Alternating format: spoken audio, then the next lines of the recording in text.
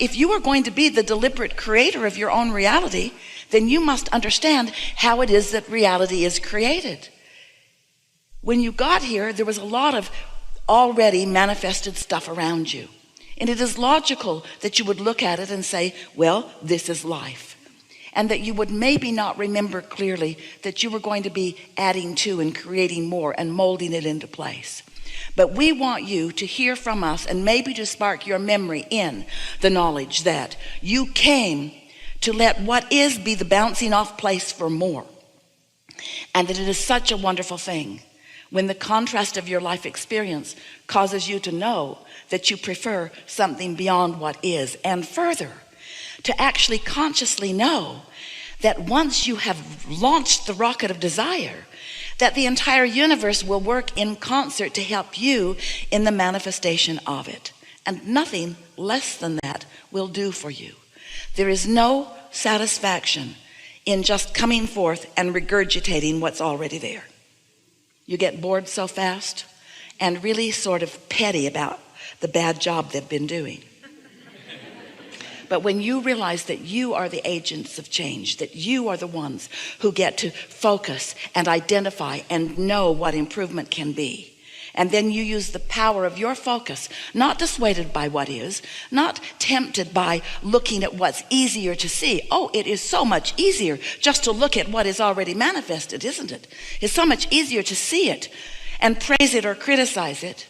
It's so much easier just to look at what is and weigh in with all of the other statisticians on the goodness and the badness and the rightness and the wrongness of it. That's really easy to do, but not satisfying.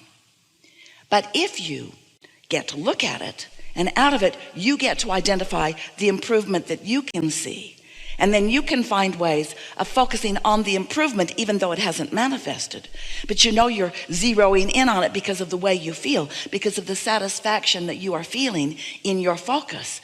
Then you get to be one who consciously observes what's in this vibrational reality, this reality that is so real we've given it a name. We called it a vortex. We wrote 2 books about it because we want you to accept the reality of this vibrational reality.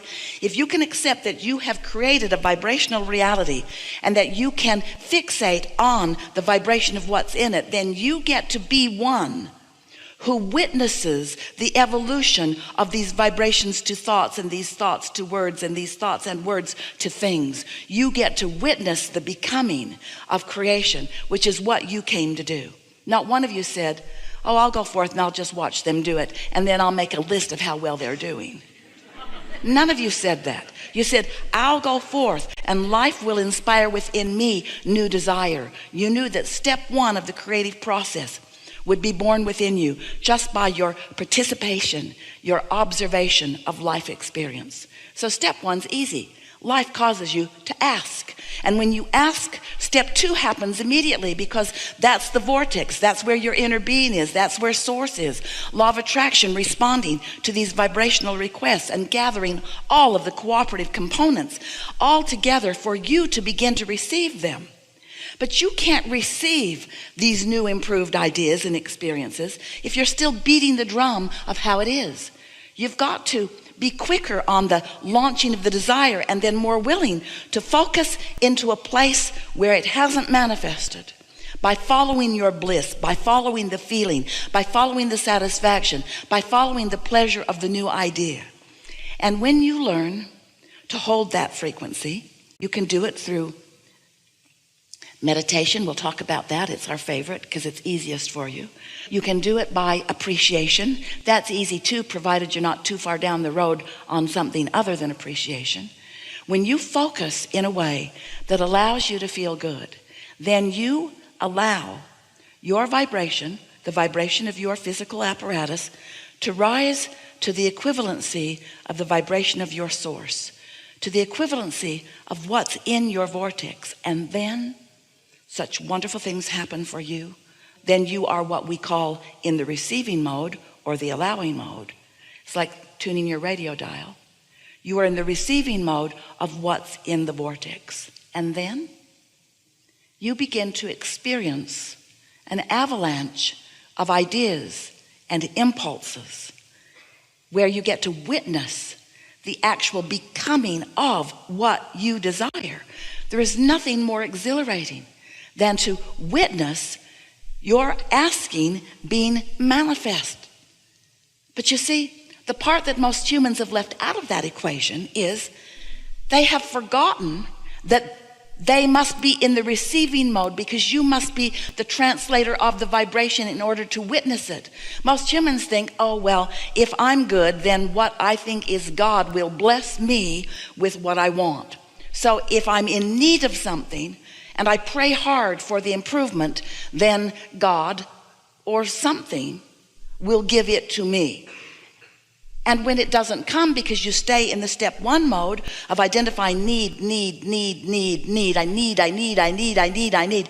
Do you know the need vibration and the allowing vibration are so far apart that they aren't even on the same, well, they are on the same stick, but so far apart on this stick that when you are really needy, you are really blocking what you are desiring. You can't be needy. And you say, well, that stinks. Because if I need it, I need it. And if I need it, I'm asking for it. And that book you wrote, Ask and It Is Given, stinks too. Because I've been asking and asking and asking and asking and asking and asking, and it has not come to me. So what gives? And then we say, oh, it's given. It's in this vibrational reality. And you say, oh, that's a nice cover, Abraham. It's over there where we can't see it. Nice try. How do I get my money out of the damn vortex and into the bank? When does it become a reality that is meaningful to me? And we say, when you tune your vibration to the frequency that allows you to be the witness of the transferring it from vibrational into what is more. You see, you don't really have a long enough view from your physical perspective to really get that everything that you see now in your physical world was a vibration at one time that has become. All things, wanted or unwanted, that are manifested in your experience are as a result of humans and others, animals too, giving attention to subjects. And so when you start paying attention deliberately, then you begin exercising more control of what becomes in your experience. So much so that two of you could be walking in a similar direction, in a similar town, on a similar street, and be living such different experiences, because what you're translating from the ethers into reality is very different than what someone else is not allowing to become for themselves. Do you follow this a bit? So step one is contrast causes you to ask. Step two is source answers. Step three is you've got to get in the receiving mode, so that you can feel the satisfaction of witnessing these thoughts turning to things.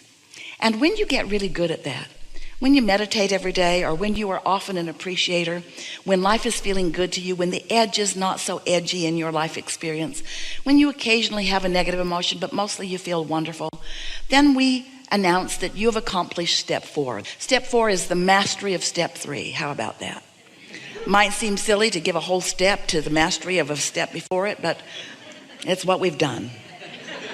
Because when it's easy for you to stay or to get back to that receiving mode, that appreciative mode, then you're in a place where what's in the vortex, the vibrational version of it, which is presenting itself to you all day, every day, begins to be heard by you. It's like you line up with it. It's like you tune into it. So it goes like this. You're bipping along, you know what you don't want, you know what you do want. Your vortex is full of enough to keep you busy for 20 or 30 lifetimes, really. Law of attraction has been responding to it. Cooperative components have been gathered. And all of this is queued up, ready for you to begin a conscious realization of it.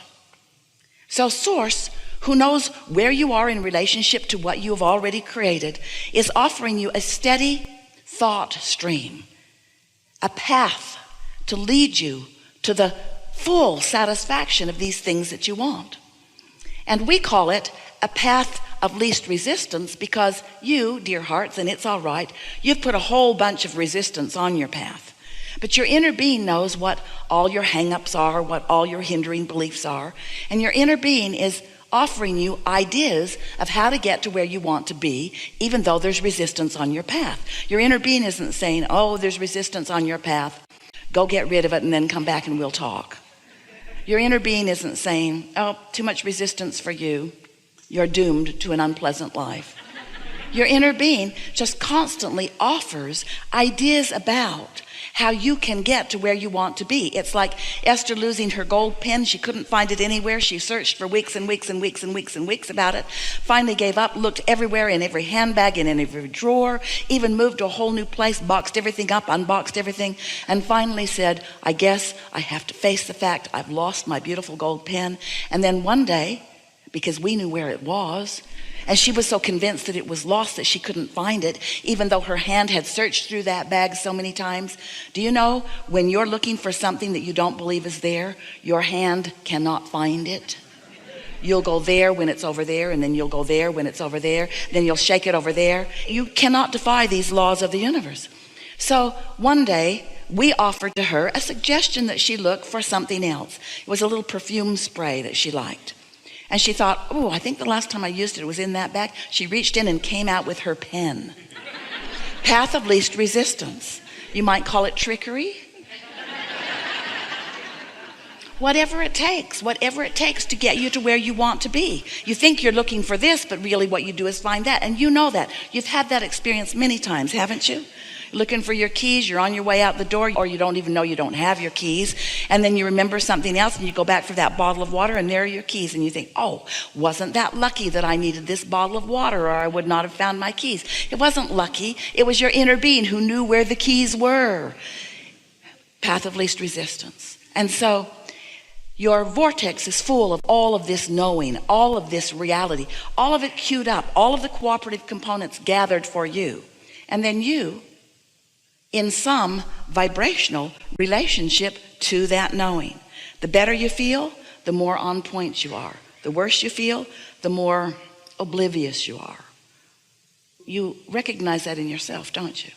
So let's say you've been meditating, you've been appreciating, you're mostly tuned in, tapped in, turned on. And so you are in the vicinity of what's in your vortex. And there you are. Maybe you've just meditated and you've cleared your mind. It's such a wonderful state of being.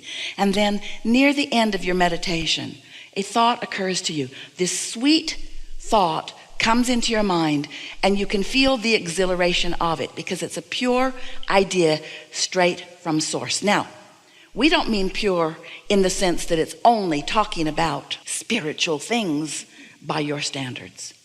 Esther came out of meditation the other day, and the first thought she had was, ooh, I'd like to move the furniture around in my house. Many would say, we might be in the wrong seminar. But it was such a good feeling thought. And what it led to was a series of events that just knocked Esther's socks off by the time it was finished. The people that she met and the things that ensued as a result of that beginning thought. And so when that first sweet thought comes to you, and by that sweet thought we mean that thought that is not burdened by doubt or disbelief, that first really good satisfying thought comes, then you're off and running. And once you allow yourself to be the receiver of those good feeling thoughts, and even more important, the understander of why you had access to such a thought and what that thought would lead to. It's like getting ready to be ready, to be ready, to be ready, to be ready for the full manifestation. But so often, you just want the full manifestation. You don't want to be ready to be ready, ready. You just say, I want it, and I want it now. And when it doesn't come now because you weren't ready to be ready, to be ready, to be ready, to be ready, then you say, I must not be worthy, or I must not be in the path of goodness, or it's that reason, or that reason, or that reason. And then you practice the thought of it not coming to you rather than allow the thoughts of it coming.